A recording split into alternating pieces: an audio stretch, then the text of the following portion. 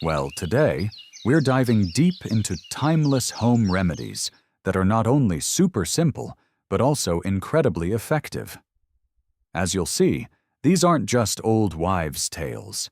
They're practices that can genuinely help us live more frugally, green, and effectively in our modern lives, all while prioritizing safety. In an age of rapid advancements and often costly solutions, the enduring wisdom of the Amish community offers a refreshing perspective on health and well-being. Their reliance on natural remedies is not merely a tradition, but a testament to a lifestyle deeply connected to the earth, promoting economy, sustainability, and effective self-care. We'll delve into 5 such remedies, cherished by the Amish and, as evidenced by many, still relevant and impactful today. And we'll also explore the amazing power of the humble onion for everything from chest congestion to fevers, and even delve into some of their survival secrets for natural health. Let's start with some foundational remedies from the Amish tradition, the humble dandelion. The humble dandelion, often dismissed as a garden nuisance, is a medicinal powerhouse in Amish tradition. Emma Byler's comprehensive guide, Plain and Happy Living, Amish Recipes and Remedies, features dandelion more frequently than any other remedy, highlighting its versatility. It's recommended for a range of conditions, including diabetes, dropsy, and as a potent blood purifier and cleanser. It's also recognized for supporting liver health. A bishop from the very traditional Sorokin trooper community lauded dandelion as the poor man's medicine, sharing an anecdote where 1 pound of dandelion leaf powder consumed in a liquid mixture effectively cleared warts. Emma Byler also recalls her father's practice of making dandelion wine each spring, used strictly for medicinal purposes like hot toddies, or as a base for his bitters to invigorate a sluggish heart. Modern-day viewers have found personal success with dandelion. One shared how incorporating dandelion leaves into smoothies significantly improved their anemia within 2 weeks. Another viewer reflected on the likelihood of their own grandparents having utilized these traditional remedies. And as one commenter noted, lots of talks of health food stores and get those same things in pill or tincture form, and many people make dandelion tea and wine as well. And I remember my mother, not religious at all, giving me a hot toddy, a teaspoon of whiskey and hot water with lemon and honey, to break a fever. Worked like a charm. Another user shared, "There are so many amazing home remedies out there. You mentioned they use dandelion for a lot. It's also great for PMS bloating because it has a diuretic effect. It just goes to show you how much power is in this simple plant." Golden seal. Golden seal, a perennial herb, holds significant value within Amish traditional remedies, with its roots and leaves being the primary parts used. Emma Byler dedicates 8 pages in her book to golden seal, underscoring its popularity. A particularly esteemed remedy is the golden seal tonic, prepared by stewing half a teaspoon of powdered golden seal root in 1 pint of boiling water. Emma herself champions this as one of the most valuable home remedies, especially when used as a hot tea at the first sign of a sore mouth or throat. Her father also reportedly chewed the root to alleviate peptic stomach issues. Beyond internal use, golden seal is suggested for treating external conditions like leg sores, poison ivy rash, and shingles. It's truly a versatile plant. The robust super tonic. The robust super tonic is a widely acclaimed immune booster within the Amish community. Authors of Nature and the Environment in Amish Life recount witnessing its preparation, a year's supply made from garlic, horseradish root, onions, and ginger, all cured in vinegar for 6 months before being strained. The woman of the house confidently stated that a daily teaspoon per person at dinner kept her family healthy throughout the winter. Many attest to the benefits of super tonic. One viewer, calling it Plague Fighter, makes a fresh batch annually, adding cayenne pepper, Ceylon cinnamon, lemon peel, and oregano, and reports not having the flu for over a decade. Another viewer found a similar remedy called Fire Cider on Pinterest and credits it with preventing illness for decades. The efficacy is widely believed, with the tonic even being sold in some Amish-run stores.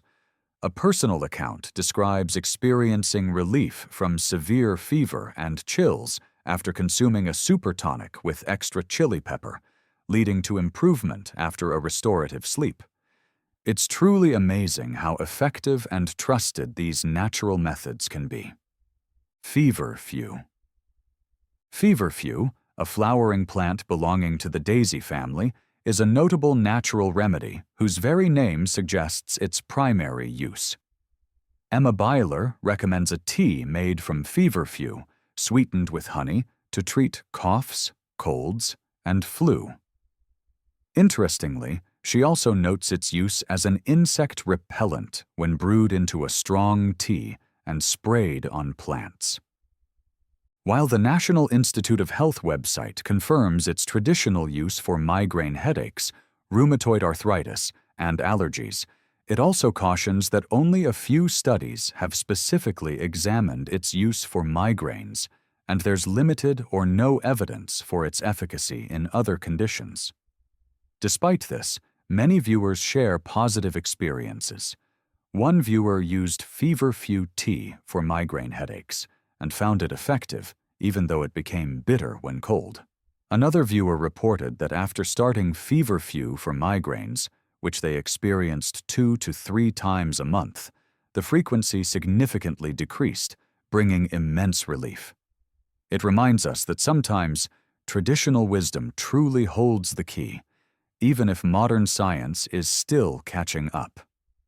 Pig's ear leaves.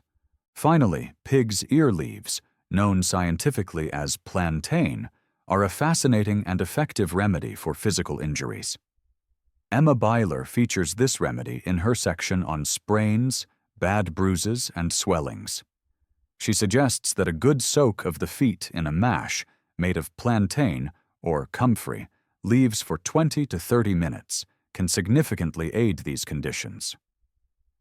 A remarkable anecdote from Emma recounts how her nephew's broken foot became so swollen that a doctor couldn't apply a cast. Upon returning home, his mother prepared a hot water soak with cut-up plantain, which drew all the soreness and swelling out, allowing the cast to be put on immediately. Viewers corroborate the efficacy of plantain. One used plantain leaves for bee stings with positive results, while another detailed crushing or chewing plantain with water for application on bee stings to reduce swelling. Comfrey, often called knitbone, is also highlighted for its strong healing properties for broken bones and torn ligaments. These natural remedies, deeply embedded in Amish tradition, offer a compelling alternative for modern living. Now, let's talk about a star player in the Amish natural medicine cabinet, one that has generated so much buzz and heartfelt testimonials. The humble onion. The power of the humble onion. This remedy for chest congestion was learned from an old order Amish grandma, who shared it as a common and highly effective treatment in her community for ailments like pneumonia. It's truly amazing how something so simple can be so potent. The main ingredient? A medium-sized onion. Yellow onions are ideal because their strong fumes are what you want for this remedy. You'll chop the onion fairly fine. Some people even use a food processor to get it really fine, which works well. Then, you add about half the volume of your chopped onion in salt. The salt isn't for taste, as nobody will be eating this. Instead, it's crucial for pulling out the onion's juices, which are the healing properties. Once mixed, you just need to gently heat it up. You can pop it in the microwave for a minute, or heat it in a skillet until it's slightly wet, but not cooked. Remember, you don't want it so hot that it will burn the person receiving the treatment. Next comes the poultice. You'll need some cheesecloth or a similar breathable fabric. A higher grade cheesecloth is ideal because it's easy to work with and holds everything together without letting the onion escape. It has also been suggested by some that an old pillowcase could work to hold the poultice. You spread the onion mixture onto the cloth, then fold it to create a secure packet. This remedy is truly amazing. As one commenter noted, it's an amazing remedy. I will certainly try this as I have a cold for over 6 weeks now and nothing is working. Thank you so much for sharing your video. Another shared. When I get sick, 9 times out of 10 it goes straight to my chest. It can be quite depressing. Thanks to everyone here for sharing their family remedies as well. This is all good info. But the power of the humble onion doesn't stop there. Beyond the poultice, the beauty of Amish practices lies in their resourcefulness and reliance on what nature provides. This extends beyond just the onion poultice.